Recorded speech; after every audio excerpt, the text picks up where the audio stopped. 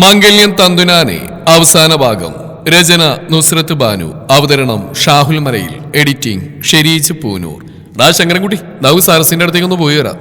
അരുൺ തന്നെ നോക്കി വിളിക്കുന്ന കേട്ട് ശങ്കരൻ ചുറ്റുമെന്ന് നോക്കി.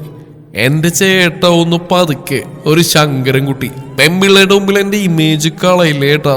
തന്നെ നോക്കി പറയുന്നവനെ കണ്ട് അരുൺ ചെറുചിരിയോട് അവനെ അടിമുടി ഒന്ന് കണ്ണോടിച്ചു. ശരിയാണ്, ചെറുക്കൻ അന്നത്തേക്കാളൊക്കെ ഇപ്പൊ ഒന്ന് ചെത്തിയിട്ടുണ്ട്.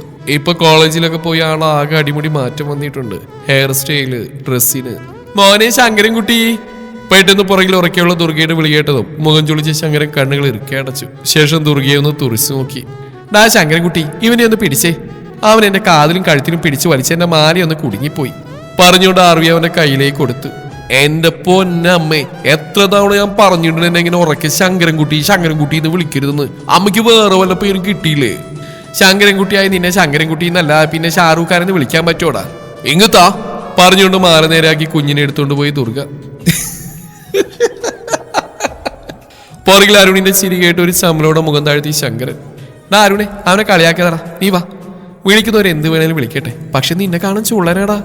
അവന്റെ തോളിൽ പിടിച്ചു പറഞ്ഞുകൊണ്ട് ഋതികയും ജൂയി അവനെയും കൂട്ടി മുന്നോട്ട് നടന്നു. ചടങ്ങുകൾ തുടങ്ങാനുള്ള സമയമായതും അശോക് രാജവർമ്മയും ചേർന്ന് സരസിനെ മണ്ഡപത്തിലേക്ക് കൊണ്ടിരുത്തി. പൂജകൾ തുടങ്ങാൻ ആരംഭിച്ചു.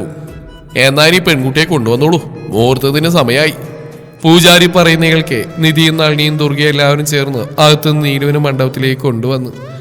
ഈ നേരം അത്രയും കാണാൻ കാത്തിരുന്നുകൊണ്ടാവാം നീലുവിന്റെ മിഴികൾ ആദ്യം തന്നെ ഉടക്കിയത് മണ്ഡപത്തിലിരിക്കുന്ന സരസിലേക്കാണ്. ഗോൾഡൻ ടോണിനൊത്ത ഒരു ഐവറി ഗോൾഡ് ഷെർവാണിയായിരുന്നു അവന്റെ വേഷം. മൃദുവായ സിൽക്ക് ഫാബ്രിക്കിൽ സൂക്ഷ്മമായ ചെറിയ എംബ്രോയിഡറി ഡിസൈൻ ചെയ്തത് രാജകീയ പാറ്റേണുകൾ. താഴേക്ക് സുതാര്യമായിരിക്കുന്ന ചുരിദാർ, അതിനു മുകളിൽ തോളിലൂടെ സാവധാനമായി വീണ ഗോൾഡൻ തുപ്പട്ട, അവളുടെ സാരിയുടെ തിളക്കവുമായി ഒത്തുപോകുന്ന കളർ. നിറഞ്ഞ മനസ്സോടെ നീല അവന്റെ മുഖത്തേക്ക് നോക്കി. ഇന്നും അന്ന് ആദ്യമായി കണ്ടപ്പോഴും ഉണ്ടായിരുന്ന അതേ പുൻസിരിയാണ് അവന്റെ മുഖത്ത്. ആ ചിരി മാത്രം മതി എല്ലാം മറന്ന് അവനിൽ അടിമപ്പെട്ടു പോവാൻ. തന്റെ അരികിലേക്കായി വന്നിരിക്കുന്നവളെ അതേ പുൻസിരിയോടെ നോക്കി കണ്ണിറുക്കി കാണിച്ചു സരസ്. അവളുടെ മിഴികൾ നിറഞ്ഞിട്ടുണ്ട്. സന്തോഷം കൊണ്ട്. തന്റെ പ്രണയമാണ്. പെട്ടെന്നൊന്നു ചേരാൻ കഴിയുന്നെന്ന് ഒരിക്കലും ചിന്തിച്ചിട്ടില്ല. എന്നാൽ ഇന്ന് ആരുടെയും എതിർപ്പില്ലാതെ എല്ലാവരുടെയും അനുഗ്രഹത്തോടെ ഓർക്കും തോറും സന്തോഷത്തിന് അതിരുകളില്ലായിരുന്നു. വൈകാതെ ചടങ്ങുകൾ തുടങ്ങി. നിധി അച്ഛന്റെ അടുത്ത് നിൽക്കുന്ന അശോകിനെ നോക്കി മുന്നോട്ട് നോക്കിയതും കാണികളിൽ നിന്നും പല പെൺമണികളുടെയും നോട്ടം അവനിലേക്കാണെന്ന് കാണേ പെണ്ണിന് എന്തെന്നില്ലാത്ത കുശുമ്പ് കയറാൻ അധിക നേരം വേണ്ടി വന്നില്ല. തൊട്ടടുത്ത് നിൽക്കുന്ന അമ്മായിയെ നോക്കിക്കൊണ്ട് അവരുടെ കയ്യിൽ നിന്ന് ആർവിയെ വാങ്ങി അശോകിന്റെ അടുത്തേക്ക് ചെന്ന് നിന്നു. ആർവി അവന്റെ കയ്യിലേക്ക് വെച്ചു കൊടുത്ത് അവന്റെ അടുത്തേക്ക് ചാരി നിന്നു. അശോക് അവളെ സംശയത്തോടെ മിഴികൾ കുറുക്കി നോക്കി. നിധി കണ്ണുകൊണ്ട് എന്താന്ന് ചോദിച്ചു. ഒന്നുമില്ലെന്ന അർത്ഥത്തിൽ തലയാട്ടിക്കൊണ്ടൊരു കയ്യാൽ അവളെ തന്നിലേക്ക് ചേർത്ത് പിടിച്ച് നിന്നു. അശോകിനെ നോക്കുന്നതോടൊപ്പം അവളുടെ ചുടിയിൽ നിറഞ്ഞൊരു പുഞ്ചിരി വിടർന്നു. വൈകാതെ പൂജിച്ച താലി തനിക്ക് മുന്നിലേക്ക് പൂജാരി നീട്ടിയതും സരസത എടുത്ത് നിറഞ്ഞ പുഞ്ചിരിയോടെ നീലുവിന്റെ കഴുത്തിലേക്ക് ചാർത്തി. നീലു കൈകൾ കൂപ്പി മനസ്സ് നിറഞ്ഞു പ്രാർത്ഥിച്ചു. അവന്റെ കൈകൾ തന്റെ സീമന്തരേഖയെ ചുമപ്പിക്കുമ്പോഴും തന്റെ കൈകളെ കോർത്തു പിടിച്ച് അഗ്നിയെ വലം വെക്കുമ്പോഴും അത്രമേൽ തന്റെ പാതിയായവനു വേണ്ടിയും തങ്ങളുടെ ജീവിതത്തിനു വേണ്ടിയും പ്രാർത്ഥിച്ചു അവൾ. താലികെട്ടും കാര്യങ്ങളെല്ലാം കഴിഞ്ഞതും പിന്നീട് അങ്ങോട്ട് ഫോട്ടോ എടുക്കുന്ന തിരക്കും ബന്ധുക്കളുടെ ആശംസകളുടെ തിരക്കും തുടങ്ങി. ഒരുവിധം എല്ലാം ഒന്ന് ഒതുങ്ങിയ ശേഷമാണ് അശോകും നിധിയും കൂടെ അവരെയും കൂടി സദ്യ കഴിക്കാനായി കൊണ്ടുപോയത്. വാഴയിലിൽ പരന്നു കിടക്കുന്ന 18 കൂട്ടം വിഭവങ്ങൾ, 5 വീതം പായസം. ഒന്ന് തിരക്കൊഴിഞ്ഞപ്പോഴാണ് വീട്ടുകാരും കഴിക്കാനിരുന്നത്. അശോകിന്റെ അടുത്തിരിക്കുന്ന നിധിയെ നോക്കിക്കൊണ്ട് അവളുടെ മറു സൈഡിൽ ചെന്നിരുന്ന ശരണ്യ മുന്നിൽ നിരത്തിയ സദ്യയിലേക്ക് നോക്കി കഴിക്കാൻ തുടങ്ങിയതും അടുത്താരോ വന്നിരിക്കുന്നതാണ് വായിലേക്ക് വെക്കുന്നതോടൊപ്പം ഒന്ന് തലയിരിച്ച് നോക്കി. തന്നെ നോക്കി കഴിക്കാൻ തുടങ്ങുന്ന ദേവനെ കണ്ടതും ഒരു പുച്ഛത്തോടെ മുഖം തിരിച്ചു അവൾ. അതെ, ഈ മുടി ഇങ്ങനെ കെട്ടിവെക്കുന്ന ഇളറ് അത് അഴിച്ചിടുന്ന കേട്ടോ ഭംഗി. കാതിൽ അവന്റെ ശബ്ദം പതിഞ്ഞതും ഒരു പകപ്പോടെ അവന്റെ മുഖത്തേക്ക് നോക്കി അവൾ. തന്നെ നോക്കി പുഞ്ചിരിക്കുന്നവനെ കാണെ പറഞ്ഞറിയിക്കാൻ കഴിയാത്ത സന്തോഷത്തോടെ നിറഞ്ഞു വരുന്ന മിഴികളോടെ അവന്റെ മുഖത്തേക്ക് നോക്കി അവൾ. കഴിക്കടി കാന്താരി. അവന്റെ വാക്കുകളിൽ നാണത്തോടെ ചിരിച്ച് പതിയെ എടുത്ത് കഴിക്കാൻ തുടങ്ങി. മുഖത്തെ ചിരി മാറ്റാതെ മുന്നോട്ട് നോക്കിയതും കുറച്ച് മുന്നിലായി തന്നെ രൂക്ഷമായി നോക്കുന്ന ദുർഗയെ കണ്ടൊന്ന് ഇളിച്ചു കാണിച്ചുകൊണ്ട് പതിയെ ദേവന്റെ കയ്യിൽ പിടിച്ചു. അവളെ നോക്കിക്കൊണ്ട് മുന്നോട്ട് നോക്കിയ ദേവൻ ദുർഗയെ കണ്ടൊന്ന് ഇടറിയെങ്കിലും നിമിഷ നേരം കൊണ്ട് ദുർഗയുടെ മുഖത്ത് സന്തോഷത്തോടെ വിരിയുന്ന പുഞ്ചിരി കാണെ എന്നൊന്നില്ലാത്ത ആശ്വാസം തോന്നി അവന്. ഏകദേശം എല്ലാ പരിപാടികളും കഴിഞ്ഞ് 2 മണിയൊക്കെ ആയപ്പോഴാണ് തിരികെ നീലുവിനെയും കൂട്ടി കൈലാസത്തിലേക്ക് എത്തിയത്. സരസിന്റെ കൈകൾ പിടിച്ച് നീലു കാറിൽ നിന്നിറങ്ങി മുന്നോട്ട് നോക്കിയതും കണ്ടു. തങ്ങൾക്ക് മുമ്പേ മുത്തശ്ശിയും ബാക്കിയുള്ളവരും ഇങ്ങോട്ട് എത്തിയിട്ടുണ്ട്. ആരതി ഒഴിഞ്ഞ് മുത്തശ്ശി നിലവിളക്കവളുടെ കയ്യിലേക്ക് നീട്ടി. സരസിനെ നോക്കിക്കൊണ്ട് മുന്നിലേക്ക് നീട്ടിയ വിളക്ക് വാങ്ങി വലതുകാൽ വെച്ച് അകത്തേക്ക് കയറിയവൾ. വിളക്ക് നേരെ പൂജാമുറിയിലേക്ക് കൊണ്ടുവച്ചു. ശേഷം മുത്തശ്ശിയുടെയും നിധിക്കും അടുത്തായി വന്ന് നിന്നു. ഹാളിൽ വെച്ച് അവളെ നേരെ കാണാൻ പറ്റാത്തവരൊക്കെ അവർക്ക് ചുറ്റും വട്ടം പിടിച്ച് ഓരോന്നും ചോദിച്ചും പറഞ്ഞു ചൂഴ്ന്നെടുക്കാൻ തുടങ്ങി. എല്ലാം കണ്ട് ഒരു മുഷിച്ചിലൂടെ മാലിനി അല്പം മാറി നിൽക്കുന്നുണ്ട്. ഓ, ഇങ്ങനെ ഈച്ച പൊതി നടക്കിയ പൊതിയ എന്തോന്നാ പെണ്ണിന്. ഒന്ന് പുച്ഛത്തോടെ പറഞ്ഞു തിരിഞ്ഞു മുറിയിലേക്ക് പോകുന്ന സാവഗന്ധിയെ കണ്ട് അടുത്തേക്ക് ചെന്നു. മോളെ സാവഗന്ധി. മാലിനിയുടെ വിളി കേട്ട് അവളും തിരിഞ്ഞു നോക്കിയെങ്കിലും അവരെ കാണാൻ പിന്തിരിഞ്ഞ് മുന്നോട്ട് കൊടുക്കാൻ തുടങ്ങിയതും അടുത്തേക്ക് ചെന്നു മാലിനി. എന്റെ മോളെ, നീ എന്നെ ഒന്ന് നോക്ക പോലും ചെയ്യാൻ നടക്കുന്ന എന്തിനാടി? ഞാൻ നിന്റെ അമ്മയല്ലേ? അന്ന് അങ്ങനെ പറഞ്ഞു എന്ന് വെച്ച് നിന്റെ കുഞ്ഞിനെ ഞാൻ കൊന്നിട്ടൊന്നും ഇല്ലല്ലോ. ദേ, നിങ്ങളെന്റെ മുന്നിൽ വന്ന് പോവരുത്. നല്ല പറഞ്ഞു തരാതെ എന്നെ നശിപ്പിച്ചത് നിങ്ങളാ. ഇനി ഓരോന്ന് പറഞ്ഞ് എന്റെ ഉള്ള ജീവിതം കൂടെ തകർക്കാൻ വരെ നിങ്ങളെനിക്ക് കാണണ്ട. ഇപ്പോഴാ ശരിക്കും സ്നേഹം എന്താണെന്ന് ഞാൻ അനുഭവിച്ചു തുടങ്ങിയത്. ആ അമ്മയ്ക്കും അരണിമക്കൊക്കെ എന്നോട് എന്ത് സ്നേഹമാണെന്നോ? അരണിട്ട് എന്നെ ദേ ആ മനുഷ്യന്റെ കൈവളയിലാ കൊണ്ടു നടക്കുന്നത്. ഇനി അതൊക്കെ നശിപ്പിക്കാനാവും. മാറങ്ങോട്ട്. ദേഷ്യത്തോടെ അവരെ തള്ളി നീക്കി മുറിയിലേക്ക് പോയി അവൾ. ഓ പിന്നെ വലിയ സ്നേഹം. അവൾക്കിപ്പം ഞാൻ മോശക്കാരി. ഒന്ന് പുച്ഛിച്ചു തിരിഞ്ഞോ മുന്നിൽ കൈകൾ പിണച്ചിട്ട് നിൽക്കുന്ന അരുണിനെ കാണേ ഒന്ന് പതറിപ്പോയി മാലിനി. ആ എന്താണ് അമ്മായിയമ്മേ ആകെ ഒരു ക്ഷീണം? അല്ല, ഇനി എന്റെ ഭാര്യയ്ക്ക് വല്ല ആലോചനയും കൊണ്ട് വന്നാണോ? ആണെങ്കിൽ ഒരെണ്ണം മോന് റെഡിയാക്കി കൊടുക്ക്. അതും കൂടി ആയാലും നിങ്ങൾ പഠിക്കൂ. നീ ഒന്ന് പോടാ, ഞാൻ നിന്നോട് സംസാരിക്കാൻ വന്നിട്ടില്ല. എന്നോട് പറയണ്ട, നിങ്ങൾ എന്റെ ഭാര്യയോട് പറഞ്ഞില്ലേ, അപ്പൊ പിന്നെ എനിക്കും പറയാം. അരുണിനെ ദേഷ്യത്തോടെ നോക്കിക്കൊണ്ട് മാലിനി അവിടുന്ന് മുകളിലേക്ക് കയറി. അരുണൊന്ന് ചിരിച്ചുകൊണ്ട് സാവഗന്ധിയുടെ അടുത്തേക്ക് നടന്നു. നീ ഇതെവിടെ നോക്കിയാ മാലിനി നടക്കുന്നേ? എന്നെ ഇപ്പൊ താഴെ തള്ളിയിട്ടേനെ. സായിയുടെ സംസാരത്തിൽ അയാളും തുറച്ചു നോക്കി അവർ. നിനക്കെന്താടി മുഖം കടന്നലുത്തിയ പോലെ? ഓ, ഇവിടെ നടക്കുന്ന സന്തോഷം കണ്ടിട്ടാവും. ദേ മനുഷ്യ, മാറങ്ങോട്ട്. നിങ്ങളോടൊന്നും പറഞ്ഞിട്ട് കാര്യമില്ല.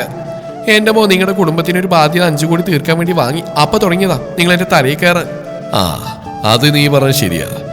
ഇപ്പോഴല്ലേ എനിക്ക് നിന്റെ മുമ്പിൽ ഒരു വില വന്ന്. 5 കോടിയുടെ വില. അതും പറഞ്ഞ അയാൾ താഴേക്ക് ഇറങ്ങി ഒരു മുഷ്ടിയിലൂടെ നോക്കിയെന്നു മാലിനി. വിവാഹത്തിന്റെ തിരക്ക് തുടങ്ങിയപ്പോൾ തൊട്ടുള്ള ക്ഷീണം ഇപ്പോഴും മുഖത്ത് എടുത്തു കാണിക്കുന്നുണ്ട്. ഉടുത്തിരിക്കുന്ന സാരിയുടെ ഭാരവും എല്ലാം കൊണ്ടും അവളുടെ മുഖത്തെ ക്ഷീണം കാണെ മുത്തശ്ശി അടുത്തേക്ക് ചെന്നു. ആ മോളെ നിധി, നിങ്ങൾ അവളെ സരസിന്റെ മുറിയിലേക്ക് ഉണ്ടാക്കിയേക്ക്. ഇതൊക്കെ ഒന്ന് മാറ്റി കൊടുക്കാൻ സഹായിക്ക്. ഒന്ന് ഫ്രഷായി എല്ലാവരും അല്പനേരം റെസ്റ്റ് എടുക്ക്. ഇനി രാത്രി റിസപ്ഷൻ കൂടെ ഉള്ളതല്ലേ? തങ്ങളെ നോക്കി പറയുന്ന മുത്തശ്ശിയെ കാണെ ഒന്ന് മൂളിക്കൊണ്ട് എല്ലാവരും അവളെയും കൊണ്ട് സരസിന്റെ മുറിയിലേക്ക് പോയി. നീലുവിനെ മുറിയിലാക്കി അവൾ ഡ്രസ്സ് മാറ്റിയെടുക്കാനെല്ലാം ഹെൽപ്പ് ചെയ്ത് അവളൊന്ന് ഫ്രഷ് ആവാൻ കയറിയപ്പോഴാണ് ദുർഗ ആർവിയെയും കൊണ്ട് അവൾക്ക് അടുത്തേക്ക് വന്നത്. മോളെ ശിവേ, കുഞ്ഞിന് ഉറക്കം വരുന്നുണ്ട്. കൊടുത്ത കുറുക്കെല്ലാം കഴിച്ചിട്ടുണ്ട്. ദേ ഇവനെ കൊണ്ട് കിടത്തിയേക്ക്. ഇങ്ങ് താമായി. ഒരു ചിരിയോടെ അവനെ തോളിലേക്ക് വാങ്ങി മുറിയിലേക്ക് നടന്നു നിധി. വീട്ടിലെത്തിയതും പപ്പയുടെ കുറച്ച് ഫ്രണ്ട്സിന്റെ അടുത്തേക്ക് വിളിച്ചപ്പോൾ ചെന്നതാണ് അശോകും സരസും. അവിടുന്ന് എങ്ങനെയോ ഒഴിഞ്ഞു മാറി അകത്തേക്ക് വന്നു അവന്റെ മിഴികൾ തിരഞ്ഞ് നിധിയാണ്. നിങ്ങൾ രണ്ടുപേരിങ്ങനെ നോക്കണ്ട. അവരൊക്കെ ഞാൻ നിന്റെ റൂമിലേക്ക് പറഞ്ഞു വിട്ടിട്ടുണ്ട്. അവര് കുറച്ചേരം റെസ്റ്റ് എടുത്തോട്ടെ. ഇനി രാത്രി റിസപ്ഷൻ ഉള്ളതല്ലേ? മുന്നിൽ വന്ന് പറയുന്ന മുത്തശ്ശിയെ കാണെ അശോകും സരസും ഒന്ന് മൂളിക്കൊണ്ട് മുകളിലേക്ക് കയറി. ഡാനിയ, നിന്റെ ഭാര്യന്റെ മുറിയിലുണ്ട്, വരുന്നോടാ? കളിയാക്കി ചിരിച്ചുകൊണ്ട് പറയുന്നവനെ അശോക് ഇരുത്തി നോക്കിക്കൊണ്ട് മിഴികൾ ഇറുക്കി തന്റെ മുറിയിലേക്ക് നടന്നു. ഡോറ് തുറന്ന് അകത്തേക്ക് കയറിയതും കുഞ്ഞിനെയും കെട്ടിപ്പിടിച്ച ഡ്രസ്സ് പോലും ചേഞ്ച് ആക്കാതെ ഉറങ്ങുന്നവളെ കാണെ ഒരു പുൻചിരിയോടെ അവൾ അടുത്തേക്ക് ചെന്നു. രണ്ടു നല്ല ഉറക്കാണ്. ഇരുവരെയും നോക്കിക്കൊണ്ട് അവൾക്കടുത്തായി കിടന്നു. ഇരുവരെയും ചേർത്ത് പിടിച്ച് അവനൊന്ന് മയക്കത്തിലേക്ക് വീണു. വൈകിട്ടായിരുന്നു റിസപ്ഷൻ. ഏറ്റവും അടുത്ത കുടുംബവും ബിസിനസ് അംഗങ്ങളെല്ലാം ഉൾക്കൊള്ളിച്ചുകൊണ്ടുള്ള ഒരു വലിയ പാർട്ടി തന്നെയായിരുന്നു. നീലുവിനും സരസിന്റെയും ഡ്രസ്സിന് മാച്ചായിട്ടാണ് പാർട്ടി ആൾ ഒരുക്കിയിരുന്നത്. നീലുവിന്റെ ഗൗണിന് മാച്ചായിട്ടുള്ള കോട്ടൺ സ്യൂട്ടുമായിരുന്നു അവന്റെ വേഷം. നിധി ഒരു മെറൂൺ കളർ എലഗന്റ് ലുക്കിൽ സിമ്പിൾ ഗൗണായിരുന്നു. അതേ കളർ കോട്ടൺ സ്യൂട്ടുമായിരുന്നു അശോകിന്റെയും വേഷം. പാട്ടും ഡാൻസും ഒക്കെയായി റിസപ്ഷനും വളരെ മനോഹരമായി തന്നെ നടന്നു. റിസപ്ഷനെല്ലാം കഴിഞ്ഞ് തിരികെത്തിയപ്പോഴേക്കും രാത്രി 10 മണിയായി തുടങ്ങിയിരുന്നു. കുടുംബക്കാരൊക്കെ യാത്ര പറഞ്ഞ് തിരിച്ചതും കൈലാസത്തിലെ ആളും ബഹളൊക്കെ ഒന്ന് തണുത്തു തുടങ്ങി. റിസപ്ഷനെല്ലാം കഴിഞ്ഞ് വീട്ടിലെത്തി എല്ലാവരും യാത്ര പറഞ്ഞു പോകുന്ന നേരം ദുർഗയുടെ അടുത്തുനിന്ന് ആർവി സരസിന്റെ അടുത്തേക്ക് കയറിയതാണ്. പിന്നെ ആരുടെ അടുത്തേക്കും ചെറുക്കം പോയിട്ടില്ല. എല്ലാവരും ക്ഷീണം കൊണ്ട് അവരുടേതായ മുറിയിലേക്ക് ഫ്രഷ് ആവാനും ഉറങ്ങാനൊക്കെ പോയിട്ടുണ്ട്. സരസ് ഇപ്പോഴും ഉറങ്ങാതെ മുളച്ചു വരുന്ന കുഞ്ഞിപ്പല്ലും കാണിച്ച് തന്നെ നോക്കി ഓരോന്ന് ശബ്ദമുണ്ടാക്കുന്നവനെ അടിമുടിയൊന്ന് നോക്കി. ആ മോനെ, ഒന്നുറങ്ങടാ. ഒന്നുള്ളിൽ നിന്ന് വലിയച്ഛന്റെ കല്യാണം കഴിഞ്ഞിട്ട് ആദ്യത്തെ ദിവസമല്ലേടാ. അവൻ പറയുന്നതിനനുസരിച്ച് അവന് എന്തൊക്കെയോ പറയാൻ ശ്രമിക്കുന്നുണ്ട്. ആ സത്യം പറ, നിന്റെ പപ്പ നിന്നെ വല്ലതും പറഞ്ഞ് ഏൽപ്പിച്ചിട്ടുണ്ടോ? എന്നുമില്ലാതെ ഇന്ന് മാത്രം നീ എന്നെ വിടാതെ പിടിച്ചിട്ടുണ്ടല്ലോ, അത് ഈ രാത്രി. പറഞ്ഞുകൊണ്ട് അവനെയും കൊണ്ട് അശോകിന്റെ മുറിയിലേക്ക് ചെന്നു.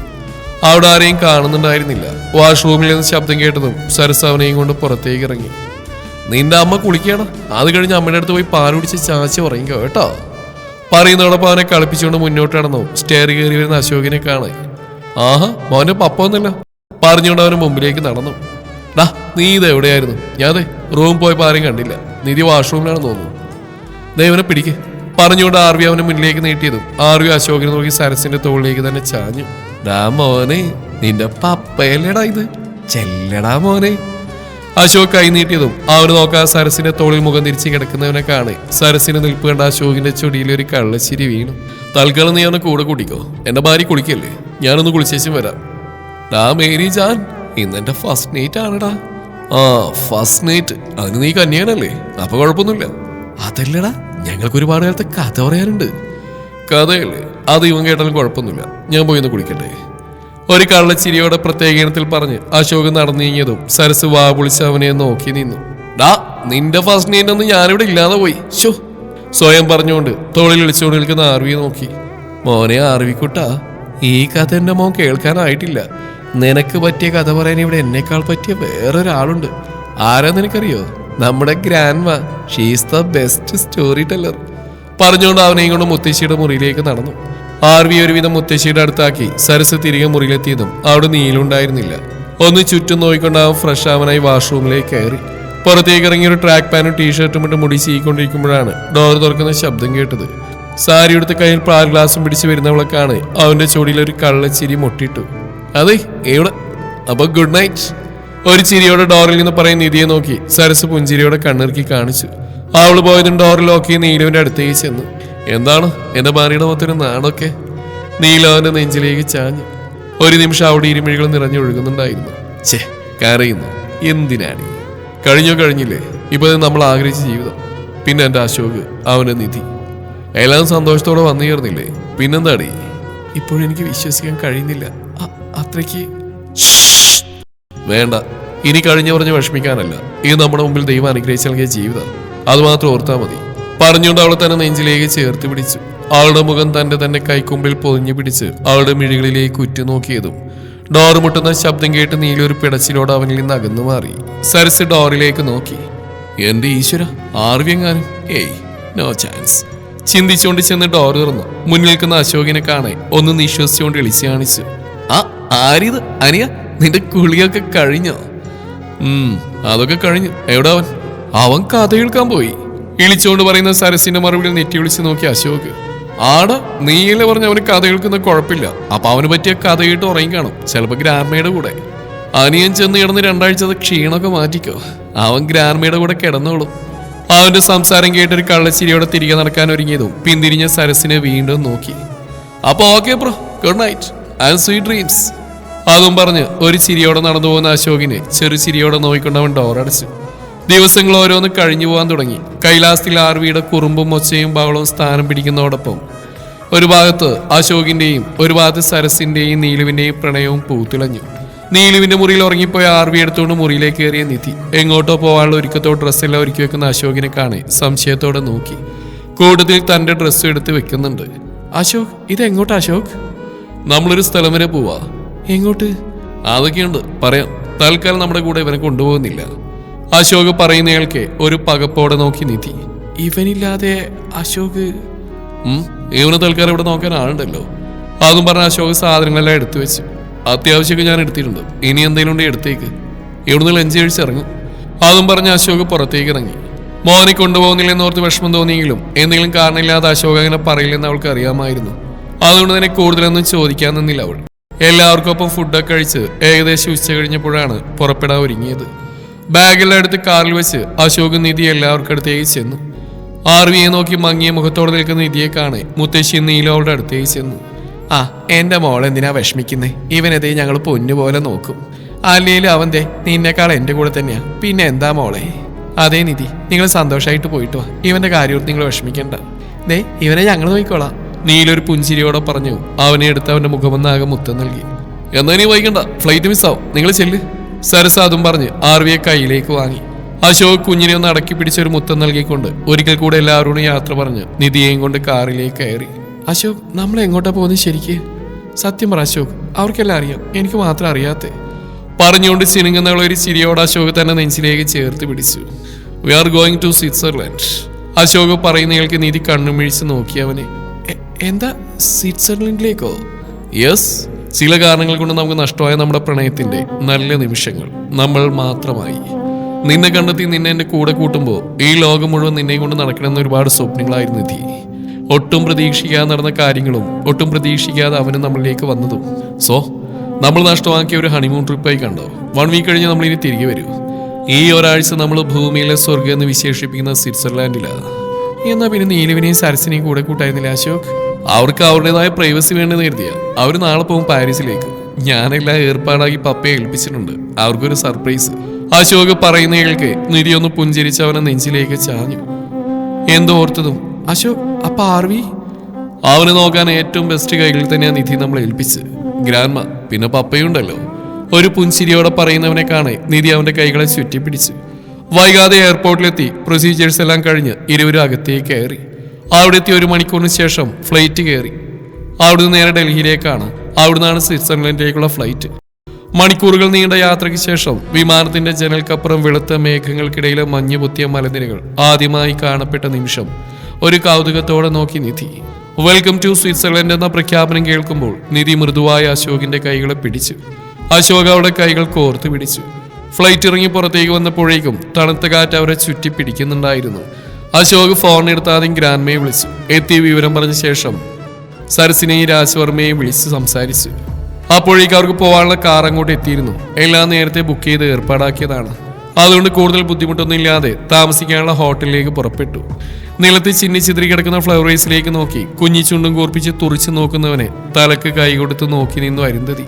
തന്നെ മടിയിലിരുന്ന് കണ്ണാടി പിടിച്ച് നിലത്തേക്ക് ഇട്ടപ്പോൾ ഒന്ന് ശബ്ദം കരപ്പി ചോദിച്ചതിന് ചുണ്ടും കൂർപ്പിച്ച് മടിയിൽ നിന്നിറങ്ങി മുട്ടിൽ കഴിഞ്ഞ് പതിയെ ടീപ്പോയിൽ പിടിച്ച് എണീറ്റ് നിന്ന് അതിനു മുകളിലെ ഫ്ലവർ വേസ് തട്ടി നിലത്തേക്ക് ഇട്ടതാണ്. എന്റെ ഈശ്വര, നിന്നെ പറഞ്ഞിട്ടും കാര്യമില്ല. മത്തം കുത്തിയാ കുമ്പളം മുളക്കില്ലല്ലോ. ശില്പയും രാധയും മുത്തശ്ശി പറയുന്ന കേട്ട് ഇരുവരെയും നോക്കി ചിരിക്കുന്നുണ്ട്. തമ്പുരാട്ടി, അശോക് കുഞ്ഞിന് അതേ ദേഷ്യം തന്നെയാ. നിങ്ങൾ ആ ചില്ലൊക്കെ ഒന്ന് എടുത്തു മാറ്റി വൃത്തിയാക്ക്. ഇവൻ ഒതുക്കണില്ലേ, ഇവന്റെ പപ്പയന്റെ നിധിമോൾ ഒതുക്കിയതുപോലെ ഏതെങ്കിലും ഒരുത്തി വേണ്ടി വരും.